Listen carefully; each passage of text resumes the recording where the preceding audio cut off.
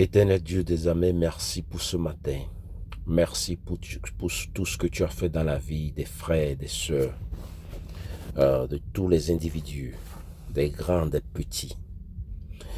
Chacun suit la voie pour aller au boulot et pour retourner à la maison, tôt le matin et tard le soir.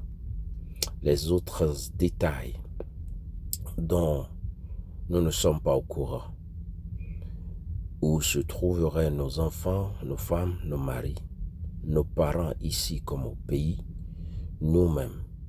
Seigneur, nous te disons merci pour tout ce que tu nous as fait du lundi jusqu'à ce samedi. Nous voulons te dire merci d'abord. Dans le nom de Jésus. Amen. Bien-aimés dans le Seigneur, je voudrais partager avec vous ce matin quelque chose qui se trouve dans le livre de Proverbes chapitre 4, 20 à 22. Mon fils, sois attentif à mes paroles. Prête l'oreille à mes discours, qu'ils ne s'éloignent pas de tes yeux. Garde-les dans le fond de ton cœur, car c'est la vie pour ceux qui les trouvent. C'est la santé pour leur corps. Alléluia. Pourquoi devons-nous prier le matin? Pourquoi devons-nous méditer le matin? Pourquoi ça doit faire partie de nos priorités? Pourquoi est-ce que ça doit être la première chose? Et ce n'est pas dans l'après-midi qu'on va lire la Bible, qu'on va prier, qu'on va méditer. Tout ce qu'on peut faire dans la journée, ce n'est plus méditation. Non. Tout ce qu'on va faire dans la journée, ce n'est plus... Si on va faire ça après, ce n'est plus méditation. Ça fait partie de... La méditation, c'est le matin. Très tôt le matin. La Bible nous a dit, David a dit, tôt le matin, tu vas me voir. Dieu, tôt le matin, tu vas me voir. Et tard la nuit, tu vas me voir. Bien-aimés dans le Seigneur, la parole de Dieu nous dit ici dans le livre de Proverbes, combien c'est important. Combien c'est important de garder dans le fond de nos cœurs la vie. La vie. Et cette vie-là se trouve quoi? Dans la parole. D'être attentif. Quand on dit attentif, c'est être aux aguets. C'est être prêt à ça. C'est être occupé à ça. La Bible nous a dit, c'est la santé pour notre corps. Ok. Alors, si c'est la santé pour notre corps, alors la parole de Dieu, c'est un médicament. Alors, la parole de Dieu, c'est un médicament. Elle a des pouvoirs curatifs. Ok? Si vous méditez sur la parole de l'Éternel, elle détruira toute forme de maladie et d'infirmité dans votre corps. La Bible a dit, il a envoyé sa parole et la parole les a guéris et les fit échapper de la fosse. Si vous lisez le livre de Psaume 107, verset 20, il a envoyé sa parole et la parole les a guéris. Bien-aimés dans le Seigneur, la parole de Dieu est la solution à tout défi. La parole de Dieu, sa puissance et son efficacité sont indéniables. Lorsque vous méditez sur la parole, une atmosphère a lieu dans votre vie. Et si vous êtes confronté à des défis dans votre santé, ne désespérez pas, saisissez seulement la parole de Dieu et il y aura un changement automatique. Qu'est-ce que je dois encore vous dire ce matin? La parole de Dieu fait beaucoup plus pour votre esprit que la nourriture physique ne le fait pour votre corps.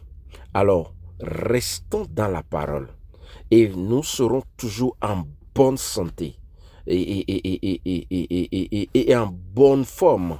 La méditation de la parole de Dieu donne la guérison des maladies, même dans le sang. La guérison des maladies, même dans le sang. Et la parole de Dieu élimine tout virus et tout bactérie. Je peux vous dire, la parole de Dieu guérit les os. Oh my God. Vous vous rappelez quand la parole de Dieu dit, elle sépare les os des moelles. Elle sépare des os des moelles. Elle guérit même les os. Votre cœur, votre peau, et produit la vie en vous. La parole de Dieu, elle guérit cette blessure qui a défié tout traitement. Tous les traitements médicaux que vous avez subis, mais ça n'a rien donné. La parole de l'Éternel peut la guérir. Alors, êtes-vous malade? Vous savez, même ne pas être en mesure d'être vivace, éveillé, c'est le début d'une maladie. Quand vous travaillez toute la semaine et vous êtes fatigué, c'est comme aujourd'hui, fatigué, vous êtes fatigué après une longue semaine de travail. Vous êtes devenu nonchalant. La parole de Dieu peut vous donner encore la vivacité. Qu'est-ce que vous devez faire maintenant? Vous devez parler à cette infirmité. Vous devez parler à cette diabète. Vous devez parler à ce problème de sang. Vous devez parler à cette maladie dans votre corps. Vous devez parler à tout ce qui est maladie physique. Physique d'abord. Je dis physique. C'est physique. Vous avez pris paracétamol, vous avez pris Dolarène, vous avez pris, je sais pas, vous êtes allé à l'hôpital, on vous a prescrit des médicaments. Mais malgré ça, cette situation est là. Vous avez fait médicaments africains, vous avez fait médicaments aux États-Unis. Vous êtes ici, la médecine n'a encore pas donné une solution à ça. La Bible nous a dit que cette parole est le médicament efficace pour votre corps. Alors, ordonnez qu'il soit guéri, votre corps. Ordonnez qu'il soit guéri. Maintenez-vous en santé grâce à la parole. Alors, je vais m'arrêter là. Vous savez, bien-aimés, nous allons prier. Tu vas dire, Seigneur, merci beaucoup, je te remercie parce que ta parole est le médicament et désormais ma vie en prend, ma vie en prend. Je suis né de la semence incorruptible de ta parole. C'est pourquoi ma vie est soutenue désormais par ta parole. Au nom de Jésus-Christ. Alléluia. La parole de l'Éternel. La Bible nous a dit, si vous lisez le livre, si je me rappelle bien, si vous lisez bien le livre de Psaume 107, le 17 au 20e verset, la Bible nous a dit, les insensés par leur conduite coupable et par leur inquiétude s'étaient rendus malheureux. Les insensés. Les insensés, c'est ceux qui n'ont pas le temps pour la parole. Hein?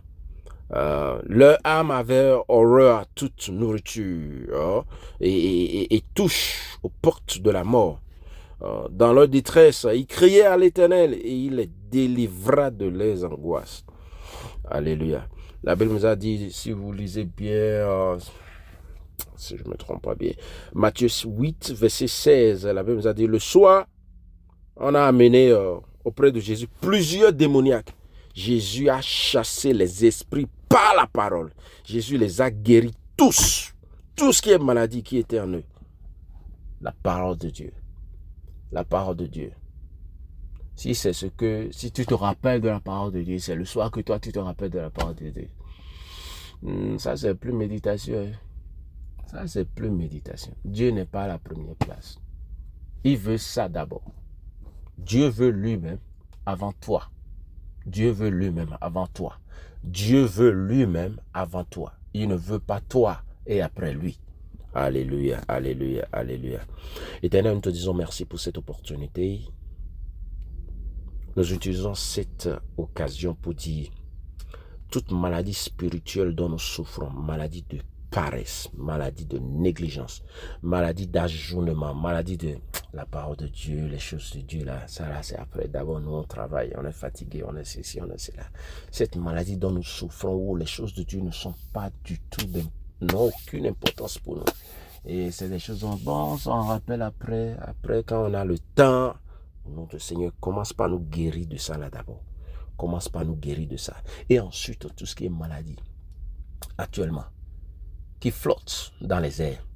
Les coronas, les coronaux, peu importe, tout ce qui est flou, les symptômes de flou, les symptômes de corona, toute autre forme de maladie, ceux qui sont diabétiques, ceux qui, je sais pas, je ne connais pas les noms, maladie des os, maladie du sang, maladie des muscles, maladie du corps, maladie du cœur, maladie, c'est pas provoquée par le diable, par les mauvais esprits, maladie provoquée par les nourritures, maladie provoquée par l'atmosphère, le climat. Au nom de Jésus-Christ, la Bible m'a dit que la parole, quand elle sort, elle est partie, elle a guéri. J'envoie la parole dans chaque maison. Nos enfants actuellement qui sont exposés à toutes ces maladies comme peste qui volent en ces derniers temps, même nous-mêmes adultes, au nom de Jésus-Christ, que la parole érige toute une muraille autour de nous et tout ce qui est déjà en nous, petit comme grand,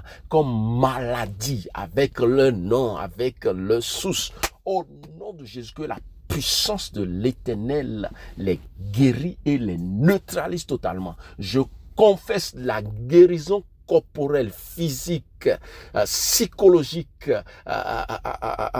corporelle à individu qui entend cette parole ce matin, au nom de Jésus-Christ. Amen. Bien-aimés dans le Seigneur, passez une bonne et agréable journée. Que le Seigneur vous bénisse, où que vous soyez, dans le nom de Jésus. Amen.